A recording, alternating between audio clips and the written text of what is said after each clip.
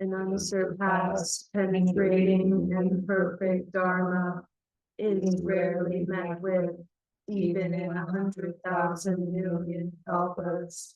Having it to see and listen to, remember and accept. I vow to taste the truth of the Tathagata's teachings.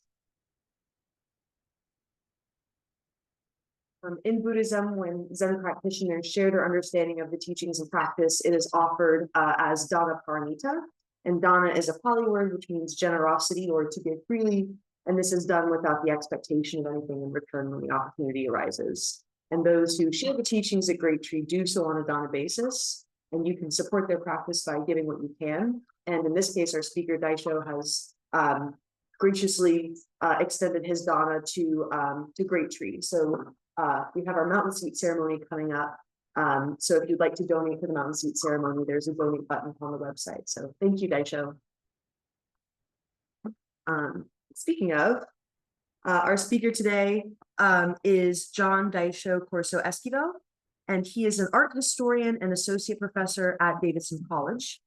His work explores how emotion and feeling, what scholars call affect, shape the political meaning of contemporary art, particularly the work of women, artists of color, and LGBTQ plus artists. His first book, Feminist Subjectivities in Fiber Art and Craft, Shadows of Affect, was published in 2019. And John's thinking about emotion in art is deeply influenced by his daily Zen practice. He received the name Great Laughter from Shinge Sherry Chayat Roshi when he took the precepts at the Zen Center of Syracuse, Hoen-ji, in 2006. He and his husband relocated to Davidson from the metropolitan Detroit area in 2021. And the title of his talk today is What is Householder Zen Practice? Welcome, Daisho. Thank you so much. Good morning, everybody. Can you hear me okay? Great. Great, thank you.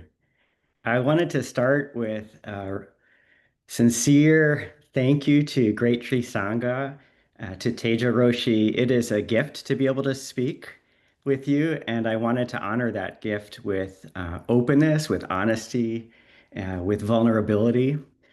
And I thought that I would start talking about where the title for this talk came from. I've been so lucky to be practicing online with the hybrid mini work practice periods this year. And I thought I would start by talking about a doubt that I have been wrestling with in my practice. I wonder if anyone has ever felt that, especially your lay practice, just isn't enough. If you've ever felt that the distractions of lay life kind of cloud your practice, maybe cloud your seeing. I know this is something that I have struggled with and worry about. I've been practicing informally, but formally, but intermittently for about 20 years. And before that, I first started sitting without a teacher. I lived in Japan after I graduated undergraduate in Hokkaido. And oddly enough, there wasn't a Zazen community anywhere near where I lived.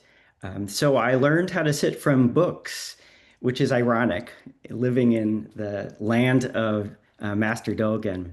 And even back then, I remember having a dream when I would be sitting in my tatami room. If only I could be a monk, I could really have a pathway to awakening. I felt like my life circumstances have often prevented that and potentially prevented me from deepening my practice.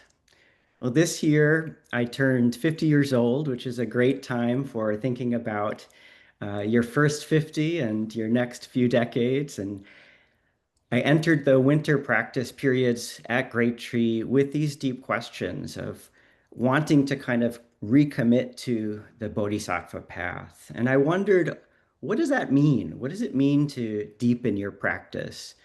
Does deepening your practice require ordination? And I was lucky enough to be at a session and had Doksan with Daisho Roshi. And I asked a little bit about the particulars of ordination. I'm married, I have a job, I'm very committed to my spouse. And Daishō Roshi's kind of shared some unexpected wisdom. It was unexpected to me. She said, right now you're married, and why not ask about what lay practice is? And I confess it took me a while, but I realized I wanted a different answer. And so I had to sit with that for a minute and figure out, well, why did I want a different answer? I realized that for so long I had been fantasizing about a future self, an idea of a kind of really devout practitioner. And I think that by asking me about lay practice, Tejo reminded me that practice is always exactly where you are. At this moment, I am a married man living in a house in Davidson. I'm what Zen practitioners often call a householder. So I realized that I had to kind of let go of a fantasy about what it means to be a deep practitioner, because that's really about the future. It's about something that is not in this moment. There's a gap, I think, between what I believed a good Zen student should be and where I actually am. And that gap is what I realized so strongly was distracting me from practice. And Tejo's question really brought me back to this moment. And that's what I have been sitting with over the past month or so. What does lay practice mean? Or what does householder practice mean? So I wanted to share some of my struggles with that question with you, not as a teacher, but as a student who stumbles quite a lot, even with years of practice. I want to ask, what is practice when you live outside of a temple? What kind of blocks arise? What kind of mistakes seem to come back over and over again? And what tools can we use within the household to practice in the present? So I'm talking to you in my house. And this is really one of the primary sites of my life. So I wanted to think for a moment about other practitioners over the course of history who have also been lay practitioners. In Japanese, the term zaike is often used to talk about what we use translate to householder, but what it really means is those living at home. And it often contrasts with the word shukke, which means those who have left home. Often we use that term in Japanese to talk about monastics. In China, you could even see the difference contrasted visually. The laity often wore white clothes, and monastics, as in this day today, often wear black. But there have always been strong practitioners living the lay life. There's a wonderful recent kind of 20th century Chan master, a Chinese Chan master named Cheng Yang, and he wrote, according to Mahayana Buddhism, bodhisattvas manifest themselves in different forms to facilitate their mission of delivering sentient beings. Except for the bodhisattvas Earth Treasury and Maitreya, most of the well-known bodhisattvas appear as lay people. He writes, for instance, in ancient India, lay disciple Vimalakirti and Queen Srimala, though lay people, were both able to expound the Dharma in place of the Buddha. And so I had heard of Vimalakirti, who has a sutra named after him, and there's also a sutra written after Queen Srimala. But Vimalakirti was really revered in Zen for his profound teaching, and his teaching was seen as almost as powerful as the historical Buddha. And Vimalakirti, in his sutra, um, was kind of characterized as sick. His body was sick, but actually, this was a teaching tool. The historical Buddha Shakyamuni sent Manjushri in the Vimalakirti Sutra to the household of Vimalakirti to ask him, householder, where has this sickness of yours come from? And Vimalakirti replies, Manjushri, my sickness comes from ignorance and the thirst for existence, and it will last as long as do the sicknesses of all living beings. Were all living beings to be free from sickness, I would also not be sick. So his illness was a kind of manifestation. It was a way of reflecting his compassion for the suffering of others. And healing in this sense is a kind of awakening to our interdependence. And there's another very important um, lay teacher, especially from Chan, China, named Layman Pang. And he was a well-known lay practitioner from, I think, the Tang dynasty. He lived with his family. He had a wife and a daughter who his daughter was said to be had even surpassed his understanding of the way.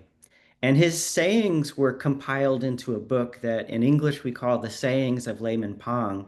And the one that I'm going to talk about was translated by James Green. So I wanted to read a couple of the first two stories from his sayings. The first one, they read a lot like koans, and in fact, Layman Pang's sayings wound up becoming incorporated into some of the koan collections of China. The very first one has Layman Pang talking to Zen master Shito, and it goes like this. In the first year of the Chen Yuan period, the layman went to see Zen master Shito and asked him, "What about someone who has no connection with the 10,000 dharmas?"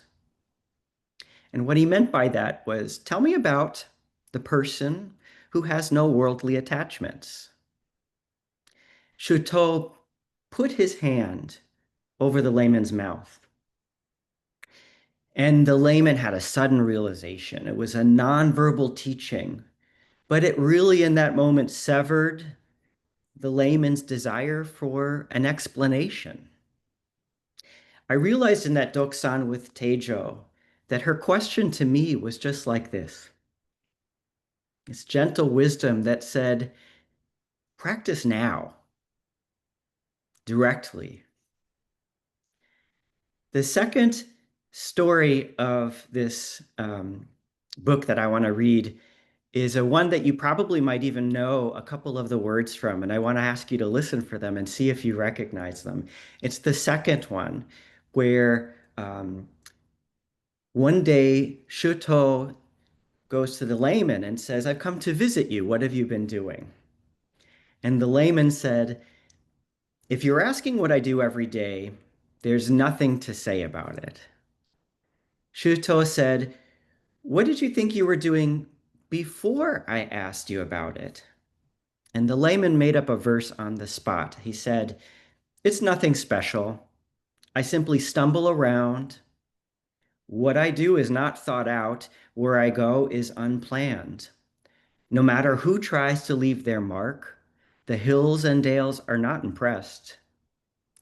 Collecting firewood and carrying water are prayers that reach the gods." Shuto approved, saying, "So are you going to wear black or white? The black robes or the white robes?" And the layman said, "I'll do whatever is best." It came to pass that he never shaved his head to join the Sangha. And this really, I think, chopping firewood, carrying water, this is something that sustained the household in pre-modern life. And today we probably have similar tasks. We boil rice, we wash our veggies, we fold laundry, we bathe. And these, I think, are the acts of care and spiritual attention that take the place of chopping wood, of carrying water. But I wonder, why is it so much easier to do these everyday tasks when we're in a temple than for me in my own house? When I'm home and it's time to do the chores, I kind of have a voice that says, this is kind of boring. It's just a distraction. But really, they're not the distraction. This is the core of a home practice. And so I want to talk about how I'm practicing to see these tasks as important as temple work. And so that's where I want to talk about a couple of books that have been really wonderful for me, really um, inspiring. And these are books that write about contemporary teachers, but teachers that we might not normally listen to. These are books that are about Zen practitioners, and they're specifically Soto practitioners who are living a fully and deeply embodied Zen practice. These are practitioners that don't separate their home from their practice. And the person who's been writing about these teachers is named Paula Arai. And she is a Buddhist scholar and also herself a Soto Zen practitioner. She wrote a book that was really well received called Women Living Zen, Japanese Soto Buddhist Nuns. And a big part of this book were her studies with Aoyama Roshi, who you probably know her face. She's the first nun appointed to the highest rank of Daikyoshi, a great teacher in the Soto Zen school. And Arai also wrote a book, and these are the two books I'll talk from. One is called Bringing Zen Home, which is a kind of scholarly ethnography where she worked for 10 years with these amazing housekeepers in Zen, all women, some employed, some not, all different kinds of experiences, some married, some single. And she wrote a lot about these interviews that she had been working with them over the years. A book that she followed up with, which I really recommend, is a much shorter book called The Little Book of Zen Healing. And that book is a kind of um, condensation of all the great moments of the longer book. And it was written for a much more general audience. So I want to talk about these teachers to Arai, these household practitioners who are also women. She worked with 12 Japanese women who she called her consociates because she learned from them and they were working together very much in a partnership. And these women were all practicing Zen at home. They practiced by caring for children, for their elder parents, caring for their households, gardening. And she realized that they wove rituals and presence into their everyday life. And they're rarely recognized as Zen teachers, but I think Arai shows us that in their wisdom and in their dedication to daily life, they are teachers, and we have a lot to learn from them. Arai thought about these rituals that they would do, and she considered them healing rituals. And she said, healing rituals are concrete acts of compassion, and they flourish in the messiness of life conditions. These rituals are not about perfection or authority, and they're not necessarily ceremonial. They're instead ways of transforming ordinary acts into a spiritual practice. And this was inspired for Arai by a very profound change in her life, which is when her mother, who was Japanese and came to America and had Arai in a mixed race household. Her father was white, and so her mother was still practicing many of the Soto rituals she had grown up with. And when her mother passed away, Arai was grief-stricken, but she lit some incense and put an offering to her mother. And for her, she felt an immediate connection and realized that her mother wasn't gone. And that kind of healing that she felt from lighting that incense led her to a kind of lifestyle of studying the ways that Zen rituals heal. And she talks about the learning she did with these uh, consociates, these 12 women. And she said, drawing upon their personal experiences as grandmothers, artists, Zen masters, the chronically ill and terminally ill, survivors of war, parents of adopted, trans, and deceased children, and so much more. They poured out wisdom that had flowed from generation to generation, connecting ancestors of the incalculable past with progeny in the inestimable future. They were drinking deeply from their kind of wells of wisdom, and she gained insight into how daily life is brimming with these possibilities to enact healing rituals. And here's why I want to just remember Vimalakirti, who was, remember, sick because he was feeling the suffering of all beings. And he taught as a sick person. Arai reframes household practice, household Zen as healing. And I wanted to think about this healing not as healing the body, but as a kind of perspective. Zen of healing is really about healing from ignorance, from greed, anger, and suffering. The illusion, for me, for example, the illusion that I should be somewhere else, practicing a different way, not where I currently am. And so these daily life rituals could themselves, as Arai says, be planting seeds of Zen that can yield a harvest of healing.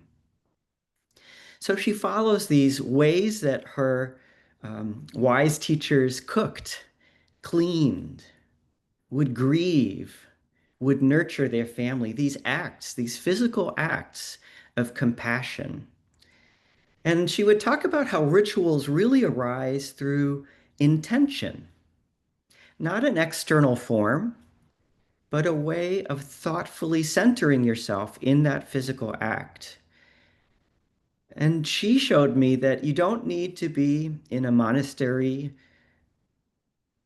to enact a ritual. You need to be present in your body and connected to the space around you to enact that ritual.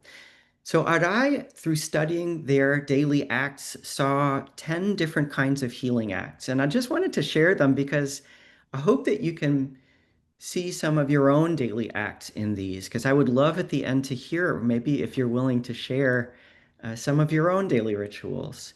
She thought that healing rituals allow you to experience interconnectedness, live with your body, heart, mind, all as one. They would allow you to orchestrate a kind of formal ritual, allow you to enjoy your life, to nurture yourself. And I'll talk about that one again. To create beauty in your life, to express gratitude, to accept reality as it is. Rituals expand your perspective, and ultimately they embody compassion. Eating is an example that Arai offers in her books that really embodies all of these at once. And I'll bet everybody can have a kind of relationship to this. Eating is something that allows you to feel so interconnected. It amazes me to think about the farmers that bring us the food that we eat. And there's a kind of reverence I think we all can have when we're at a farmer's market. But Arai showed me through quoting her kind of teachers that it's so much bigger than that. The checkout person at Harris Teeter helped you get that food. The stock person helped you get that food. An almost incalculable web of people and beings helped us get that food. The taste, the feel, the food, all of these are embodied experiences. They remind you of who cooked them, how you're sensing them with other people. And of course, mealtime is always a ritual time, a time when we can stop, hopefully, and put down our phones and maybe be with our food, with our environment, with our partners, with our family. And of course, there's so much about gifts. If you've had the chance to sit sesshin at Great Tree, I think there's a gift of afternoon tea that has almost brought me to tears because you see the beauty with which Genjo-san would arrange the fruit on the plate. Think about the way it would go with tea. It's just a kind of a miraculous offering of kindness without any words. So I think we can see that it is through the act of cooking and cleaning and all of these daily tasks, we can really expand our daily practices and awarenesses. So I thought I would just share a few of my own daily practices, not because they have any wisdom to them, but just as a way of sharing what one student is kind of working with and learning from and fumbling with and making errors. But I'm really inspired by the different kinds of rituals that Arai's teachers have shown her, in particular because some of them are rituals that I wouldn't have necessarily considered to be rituals. Some of them, of course, doing your sweeping is a very kind of classic, beautiful Zen experience when you're sweeping your mind and the ground at the exact same moment. But folding laundry, brushing someone's hair, lighting incense as a ritual, offering things.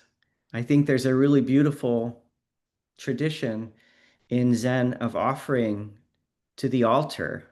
And the offering doesn't need to be received for it to be an expansive gift.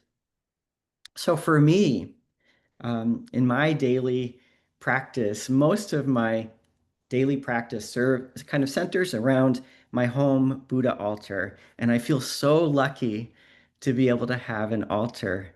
I'm curious if you wouldn't mind, if you have an altar of any sort, would you be willing to raise your hand? I'd be curious just to see who also has. That's beautiful. And I think that an altar, many of the women in this book, they had family altars that were Japanese style, which is called a butsudan, a beautiful lacquer cabinet, very, very formal. But many of them felt that those butsudan didn't kind of connect with their own families. So they might make just a photograph as their altar, a photograph of their deceased loved one that they could talk to and offer water to. So for me, I have been following on the Soto Shu or the Soto School online. There's an amazing English site as well, and they talk about how to take care of your Buddha altar. And so I generally follow their instructions, which are made specifically for people at home. And I follow their goal of you wake up, you wash your face, brush your teeth, and then you can go to the altar and change the water for your Buddha. And I do that every morning. And I use the water from the day before. And I think that for me, my main goal in having an altar was not to have a very elaborate ritualistic space, but actually to figure out what are the smallest steps I can do every day, but I can maintain them. Because I felt that that would allow me to really be there. Whereas if I start feeling that there's a kind of requirement, then it takes me out of that space of being there. So every day I change the water. If I'm too busy to sit, I follow what the Soto school says, which is just sit in front of your Buddha or your Kuan Yin or Kannon or whatever image you have, a circle, Enso, and gather your mind. If you're busy, you can just ring your bell 3 times and I offer incense and ring it again. And I make sure that at least I do that every day. Even if I'm too exhausted from the day, I'll make sure at least I sit and really try to quiet my mind, even for a couple of seconds, and give gratitude. And that's my most centering practice because the home altar no matter what it looks like, is a kind of temple within our home that we can care for. And I have some other practices that I do daily that I really love. Also on the Soto Zen school, they have daily scriptures, and a lot of the scriptures are, pretty involved, and they're for the monastery to kind of generate um, nen for others or kind of merit. But they also have little short verses, which I recite in English. A lot of the verses come from a sutra called the Flower Garland Sutra. And one of the translations I use is by Thomas Cleary. But there are verses for waking up in the morning, for washing your face, for brushing your teeth, using the bathroom. There is a verse that I'm sure wasn't developed for this, but I say it before I drive to work every morning. And I really love it. The goes like this. Setting out on a road, I vow with all beings to go where the Buddha goes, into the realm of non-reliance. I love this because after I put my seatbelt on, usually I'm looking at my rear view and ready to book out into the traffic. But this verse kind of stops me and reminds me that where I'm going, the destination is not actually the point of driving, that the road can be the practice. And that helps me be a better, more attentive driver. It helps me pay attention to moving and not focus a commute on the outcome. So I try very much to kind of transform the tasks I'm already doing in lay life into a moment where I can have a quick verse that just centers myself, takes a pause, and remembers that it is the task itself that is the end, not the outcome. But I wanted to take a moment in this talk to maybe challenge what I'm talking about a little bit, because I think household practice shouldn't be seen as this beautiful utopian practice. It's kind of poetic practice. And in the books, I think Arai shows us that actually household practice can be pretty tough. In Zen, a lot of times houses are used as a metaphor of a burning house, a place that you need to escape from. And in American culture, I think a house is a pretty loaded place, whether you're living in an apartment or a physical house or a dormitory. Houses are symbols in the US of ownership, of class, of achievement. They can be a place that instigates a lot of anxiety, give you a sense that you lack something. And houses are very private places. They can almost mask suffering and hide it from the outside. So I wanted to make sure in this talk before ending, I wasn't miscommunicating a romanticized idea about lay life any more than we should romanticize living in a monastery. We can't really substitute one fantasy, the fantasy of the beautifully functioning monastery, with the fantasy of domestic bliss. For a lot of people, householding is tough. Bills can be unpaid. Relationships in the house can be tense or harmful.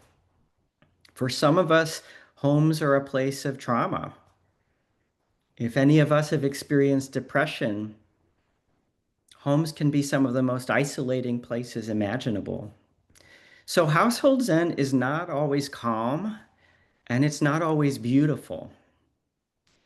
And many of the sources that I'm reading, especially Arai, make sure that we don't mistake household Zen for a different kind of fantastic Zen, but rather being in your household means accepting your household honestly and openly with your eyes open.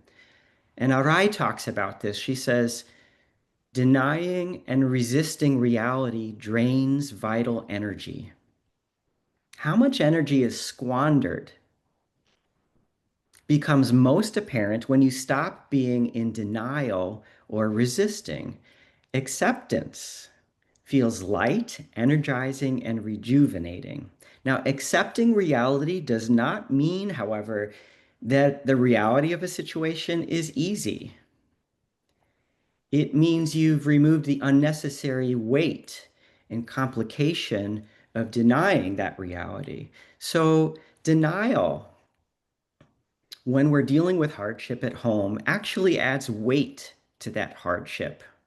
And accepting that hardship as real, as living, lightens us. It makes a more realistic practice possible. Now, here again, that idea of healing is different than the idea of curing. Healing Zen means turning us toward reality. Another important idea Arai shares is that domestic Zen is messy. And she talks about this in the context of the women's lives that she's looking at. She says Zen in the daily life of a family is creative and flexible, unlike its monastic counterpart, which thrives on control, discipline, and impeccable cleanliness. Domestic Zen is at home with the chaotic, emotional, and messy lives of people struggling with their families, their health, and their jobs. I think this is true for most of us. Home life can be chaotic. It can be really emotional. A lot of times I'm thinking about my job and my responsibilities at home. It kind of seeps into my daily life at home. And that's practice too. And I'm kind of accepting that there are all these intrusions, but the intrusions are what kind of instigates a return to where I am. And then the last thought I wanted to share is that household Zen requires nurturing the self as well as not separate from the household, but rather completely interdependent. So here's where Arai says to nurture self includes acts such as going to sleep when sleepy and drinking water when thirsty. Nurturance is a matter of not merely control and achievement, but also consciously choosing to love.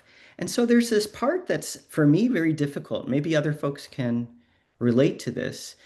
It can often be easier to take care of everything around you than yourself. And it's so important to realize that we're a part of that interconnection. It's important for us to make sure our household is a safe space, free of violence, stress, discrimination, dealing with it very honestly. So we have to take care of ourselves. One of Arai-san's teachers, Gyoko Sensei, says, if you make something someone else's fault, you cannot be healed from the wound. So it's really very important to recognize when we ourselves are participating in some of the hardship at the home, to kind of act there and to really be kind with ourselves and honest with ourselves in our household practice. So I wanted to end with just a couple of minutes on this idea of interconnection and bring this back to the Great Tree community. I'm pretty new to this community because I moved a few years ago, and I'm so grateful over this past year to be able to build more of a relationship with this amazing place. And I wanted to reflect on the kindness of everyone at Great Tree. I think through emails, through working in the yard with folks, just being quiet together, I feel so much that you've shown me our interconnectedness, even through Zoom. Not only the resident monastics, but also the lay folk who support the community. Quinn, Joe, Seido-san, members of our reading group that meet online. And watching all of you really helps me learn how to be a better practitioner, to see your grace and your seriousness. And so I feel very lucky to be a tiny piece of what will be the mountain seat ceremony when all of you are really putting your energy and life force into this. And I thought that I would end with just a couple of thoughts on the book that a lot of us are reading because mountains are on people's mind right now.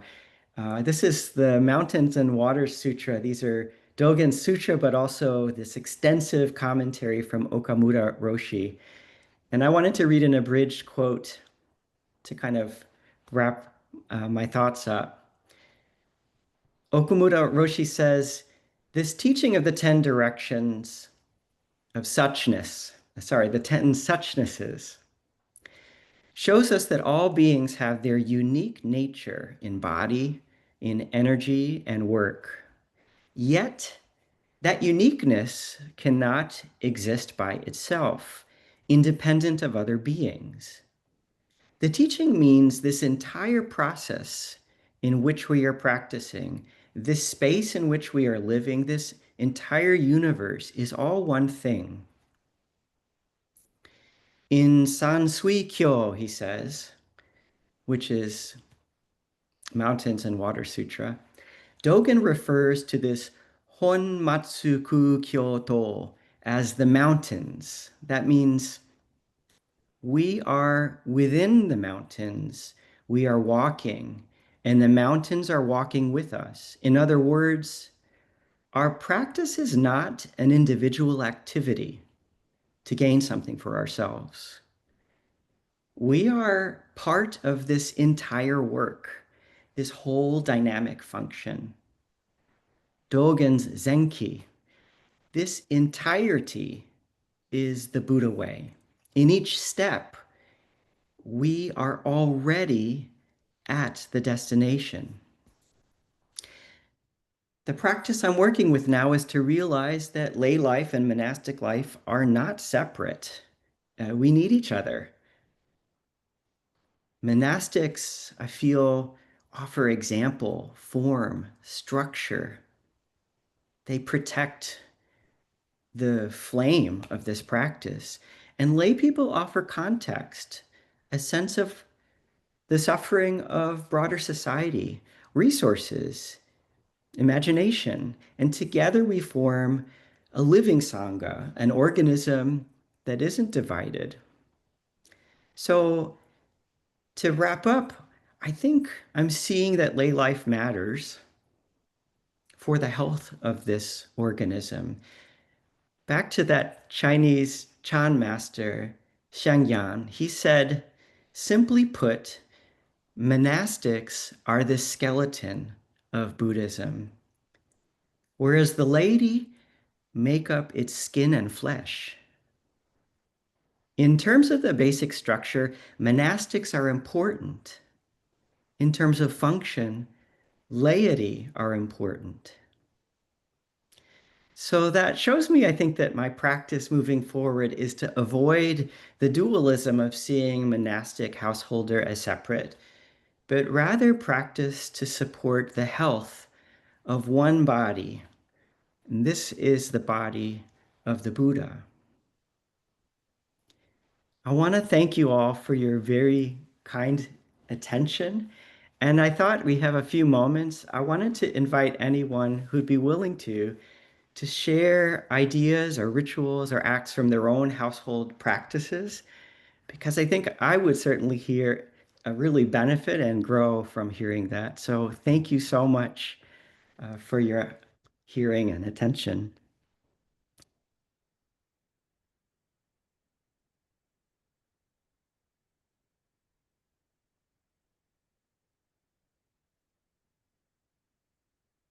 Daisho, the example that I feel like I connect to the most as my practice is cooking. And there's so much in cooking that helps me feel the way that you were saying that teacher in the book was saying of, feeling connected to the food and where the food came from. But, on the other side of it, like the ability to feel like I am nourishing myself and my roommates and my partner, right, is so good. And, thinking about the garden that I take care of to get that food is also so wonderful. And yeah, that also is something you were speaking about, all of these sort of chores in our everyday lives. You were like, why is it so difficult for me to do them at home, but so easy at the temple? And that's also one of the things that the prime examples that I'm like, yeah, it's a little bit of a drag when I'm doing it at home, but it's really so joyous. So thanks for bringing some light to that. Thank you for sharing. That was beautiful.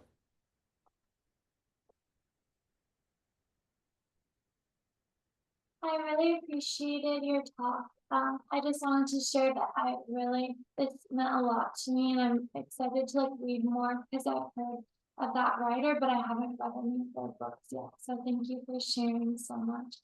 And I think it made me think about, as I'm a nanny and I'm studying to be a nurse, so usually I'm in the hospital or taking care of kids. So I feel like I notice that I feel like that type of work is really important and I take it seriously. And I see it as a way that my practice can help me do it better. So I think that that's what I was thinking of, is that I see them as both of them kind of that work helps me practice differently, and then practice helps me do that differently. So, and with my family and friends, but thank you so much. I appreciate it. Thank you so much, Mema. I love that example that you just ended with. I'm in my art history life writing about care. And care for me, I approach from writings of really incredible feminists. And they're teaching me that care isn't something you give to someone. It's actually so reciprocal. And when you're both vulnerable that way, it is so much more profound. So thank you for sharing that.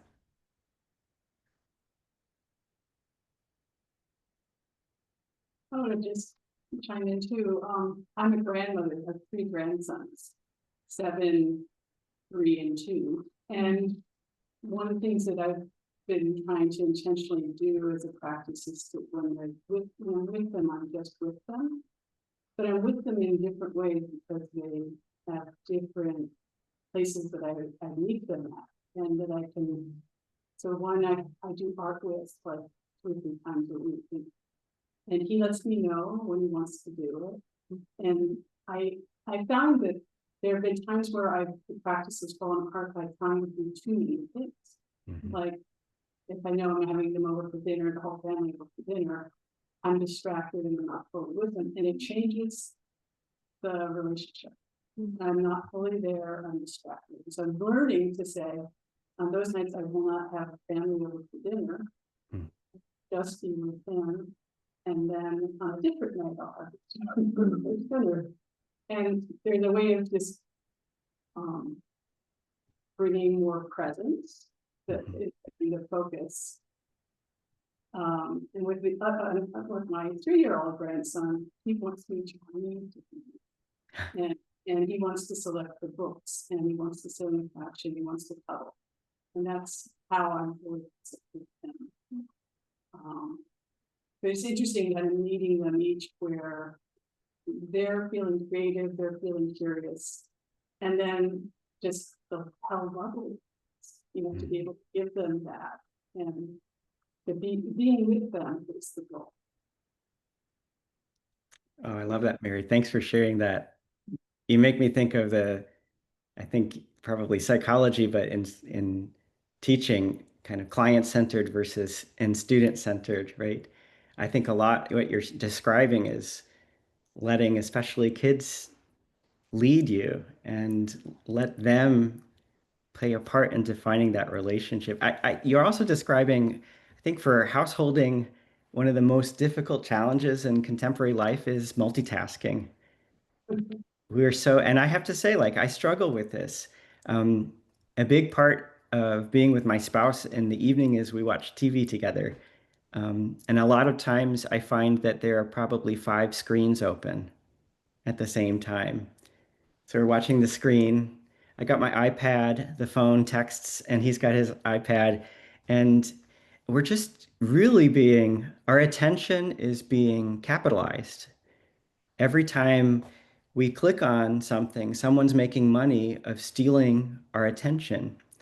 And without our consent, right? Without real consent, a kind of fake consent when you click those agreement buttons. But it's a pretty amazing thing that our life and our attention's being harvested. And when you talk about clearing that schedule, it's a powerful and really difficult thing to do, to open that space for someone. But I think it's probably the most genuine way of building that. So thanks for being an inspiration for that.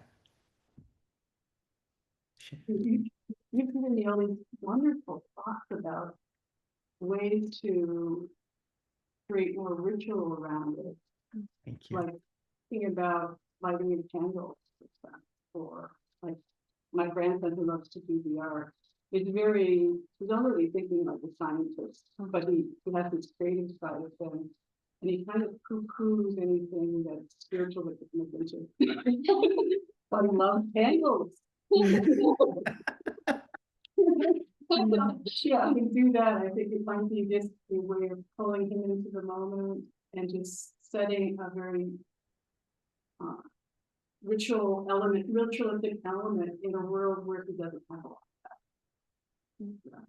In one of the books, Arai talks about a ritual she had with her son, Kenji, when he got old enough to get a cell phone. And she knew she wanted, so she had been inviting him into small rituals that they would describe. And they call these, and her kind of teachers call these homemade rituals, which I love. She basically had him design a ritual that I think involved incense and a candle, but it was where he dedicated himself to the responsibility of owning a phone. And he went through a list of things that he totally designed himself about how he was going to be responsible.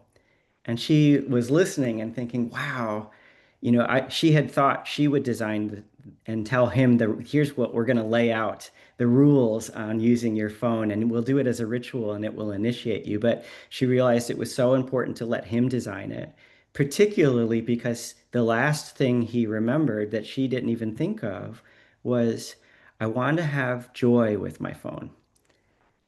And so it was just a beautiful way of letting someone else figure out how to make meaning in the present. So I hope to hear about new surprising rituals that you witness. When I was at Tassajara in the early 80s, Thich Nhat Hanh came to teach us for 10 days. And every morning he talked to us for a couple hours. And what he was teaching us how to do is to write those gathas, those verses that you were talking about, that were relevant in our life.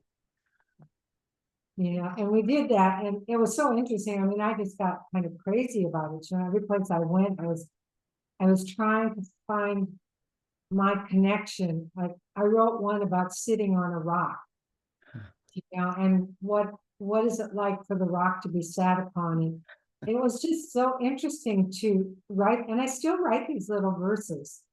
And I think that's when you were talking about the verses, those traditional verses, and he talked about those too, and we practiced with those in Minnesota too. But I think writing your own, like driving the car or seeing a dead animal, what I created lots of things, and it kind of stops me for a moment. Every time I see a dead animal, I say my little verse, and it really helps me come into the present. Wow. I think that's a really nice ritual too. At the time I was thinking, well, wow, this is kind of strange for this great Zen teacher to be teaching us how to write these little verses, but it's so, so valuable. I love that.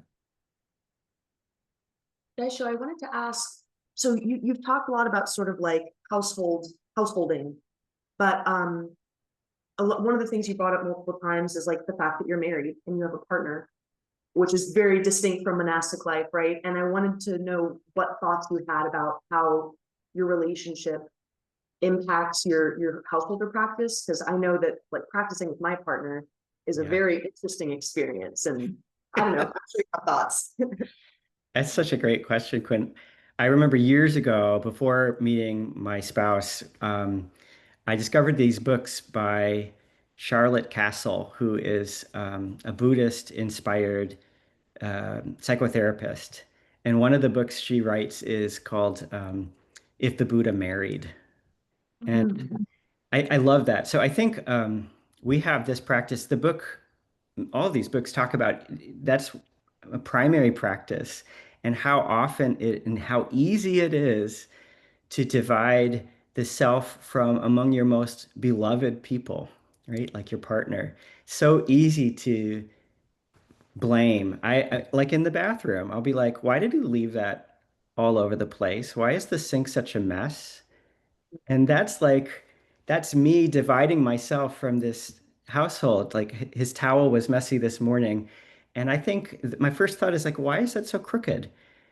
Instead of walking over and just straightening it out, right? And I'm giving you pretty benign thoughts, but I think we have these moments when the people we love the most, we can often have these really strong, divisive, almost oppositional experiences with. And so I'm very lucky in that.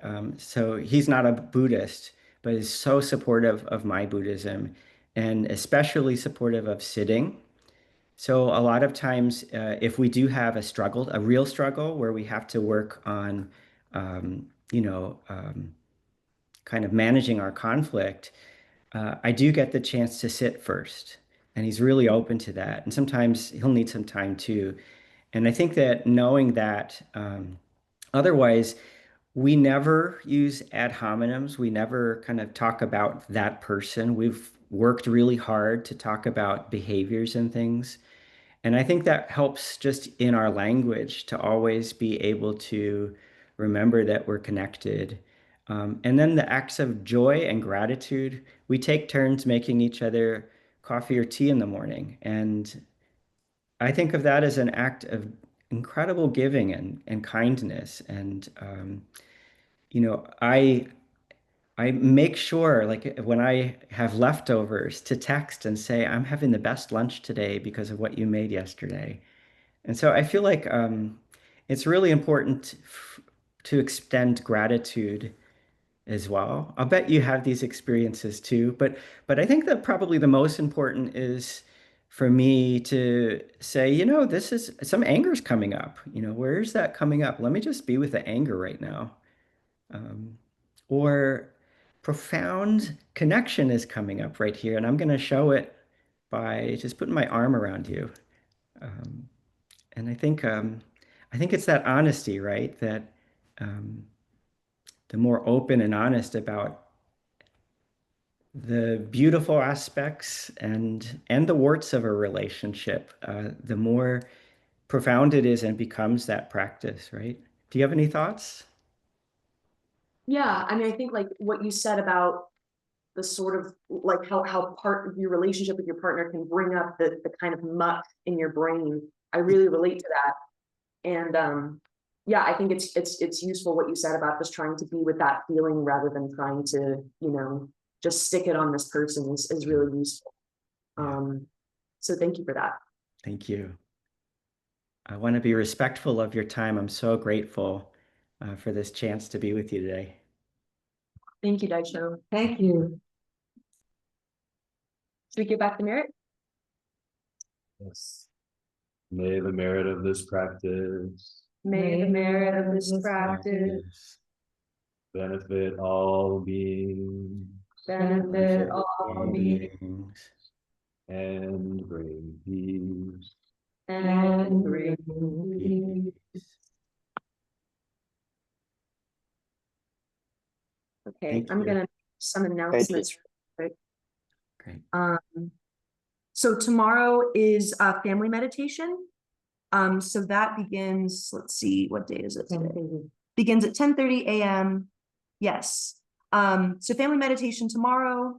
Our speaker next weekend is Reverend Daishō McMullen. And the title of her talk is, oh, sorry, the title of his talk is it MS, like mountain seat, MS? Yes. Ms. It's like Ms. He started saying Mr., but then he said, oh, Ms. Ah, MS, yes. MS period. Got you. So Ms. 10 by 10 or 10 times 10. I'm not sure. But the title is What is the Significance of Installing an Abbess? And so ahead of our mountain seat ceremony, I think his talk is going to be really good for Daishō is saying that I think his perspective will be really interesting for the mountain seat. So please come to that. And especially if you're helping with the mountain seat, I think that'll be useful. Yeah, and bring in as many people as you can. Let's have a good showing. Daishō has actually translated the mountain seat ceremony from Japanese to English. So he has a very broad, and he just had one, which I watched on Zoom in 2021 or something. So he's a very good source of finding out what this is about. And it will be on our YouTube channel too for people who can't come, but would be nice to have a nice showing. Yes. And also speaking of, every Sunday, we've been having what we're calling Sunday service, which is essentially work periods for the mountain seat. So that's happening tomorrow and every Sunday until the ceremony. So if you plan to come, please send me an email so we can get a head count for your lunch and stuff like that. So yeah. All right. Thank you, everybody. Thank you.